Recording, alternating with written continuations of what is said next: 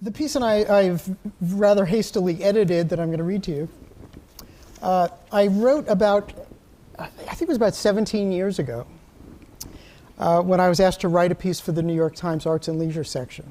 And the deadline coincided with Father's Day, and the theme became a Father's Day theme. So I wrote about spiritual fathers, okay? So that's where this comes from. Sometime in the early 60s, when I was around 9 years old, my parents told me and my older brother that we would be spending my father's one-week summer vacation seeing Broadway shows. We were cultural Jews. We didn't go to synagogue, we went to Broadway. Herb Gardner's A Thousand Clowns was the first non-musical play I ever saw. And I remember how the muscles in my face hurt from grinning in pleasure for 2 hours. For a boy like me, whose father worked all the time, it must have been invigorating to see a play about a man who preferred being home to toiling at a demoralizing job.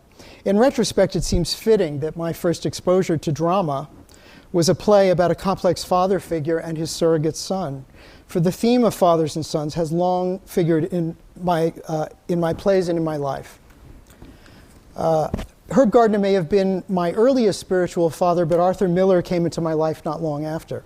I was 11 years old when I read Death of a Salesman, and I remember the guilt and shame I felt for recognizing in the Lomans truths about my own family, that my mother shared Linda's chauvinism, and most frightening of all, that my father, then barely 40, might turn out to be a Willie himself.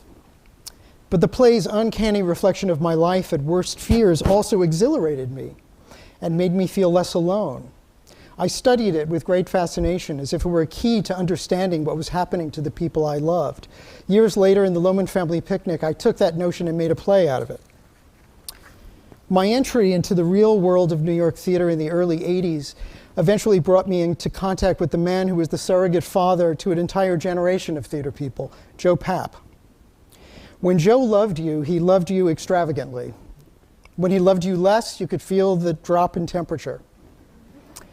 At the peak of his affection, I'd run into him in the lobby of the public theater and he'd ask, "How's my Jewish playwright?" And I'd stand there and kibitz with Joe Papp and have the exciting feeling that there, in Joe's nurturing hands, under his approving eye, at the age of 29, I had somehow arrived. My father lived to see Found a Peanut, my off-Broadway debut at the Public in 1984. The opening night party was pure Joe Papp, a bar mitzvah boy's dream come true, complete with brisket, potato pancakes, hot dogs, egg creams, and loud rock and roll. I brought my father across the crowded room to introduce him to Joe. There was something exquisite in the meeting of these two men. My father, the working-class lover of theater, meeting the self-made impresario. "You got quite a son there," Joe said as he shook my father's hand. My father said, "Thanks to you."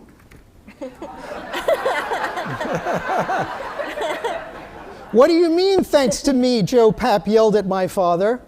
"Thanks to you." That's exactly what he said.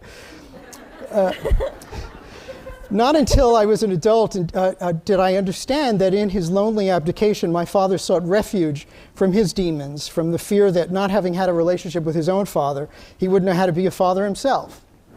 Rather than try and fail, he simply retreated into silence.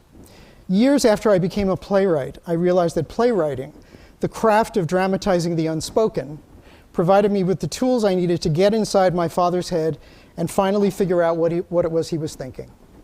Thanks. Thank you.